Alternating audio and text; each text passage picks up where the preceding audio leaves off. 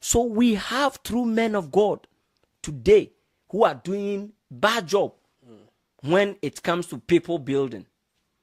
They will only build. So in most places you go, they have system for building leaders. Right. Not for them to go and do what God has called them, but to do and continue what they want to do.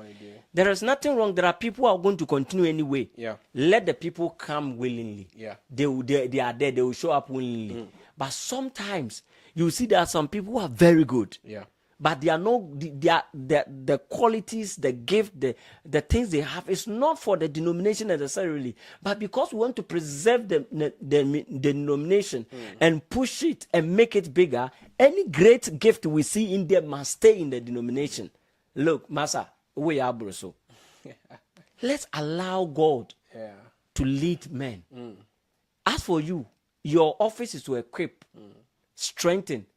So, and there will always be people, there are thousands. There will be people who love to be in that.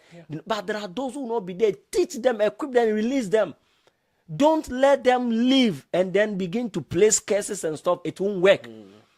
There are many cases men of God release. It never worked and it will never work. I'm telling you. You see, when we make men of God God, that is when we fear their words more than what God has written. That's right. And we are saying that whereas people are doing things on their own, there are seasoned men of God who, as a result of the weakness they are not accepting, which is insecurity, which could be the inability to train people, they amass they bring the masses together, and instead of equipping and training them, they lord themselves over them in the name of ministry. And we clap for crowds, and we never build the crowds. We never turn them into who God called them to be. And today we see society lacking real-time solutions. And because everybody should be a man of God, that's the model we have given. Why wouldn't I go and start church? If that's the only way to serve God, why don't I go and serve church? If I can't have space in your I'll go and start church. I think this is very, very hard. I mean, and we are talking about some weaknesses, and as a preacher or as a man of God, you need to understand and accept the humane aspect of yourself. You need to come to identify yourself with that and understand that first of all you are human. That is why all of us need the help of the Holy Spirit. So you can be strong in an area, you can be weak in an area. That makes you human, right? But then even when people come to you and say Papa, or they call these fancy names, Papa, this, okay, fine.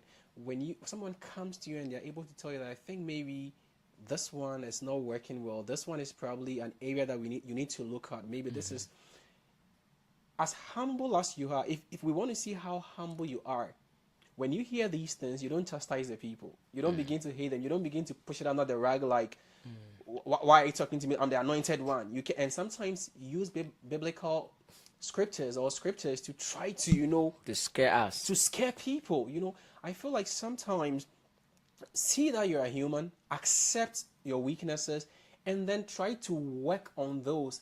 If we use that approach, it will make most men of God even better, and people will even come and revere you more, because they'll be like, no, this man of God even sometimes comes out and tell you that, no, I think in this area I fall short in this area, and I'm working on it, or I've raised maybe Pastor so and so to handle this area because I think he's better in this area.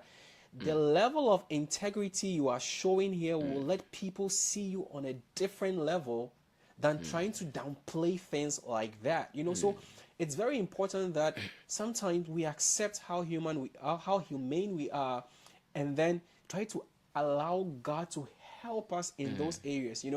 But I mean, back to the insecurity thing, I mean, you've said a lot, and I feel like insecurity has led to a lot of like wounded warriors within the Christian space. People are wounded because the man of God was insecure and then had to push them out, or they had to now find an escape route to get out of that space, and it's really affected the church big time. I feel like now it's led to a lot of people not starting ministries as a result of purpose. They are starting the ministry as a result of the pain they felt, where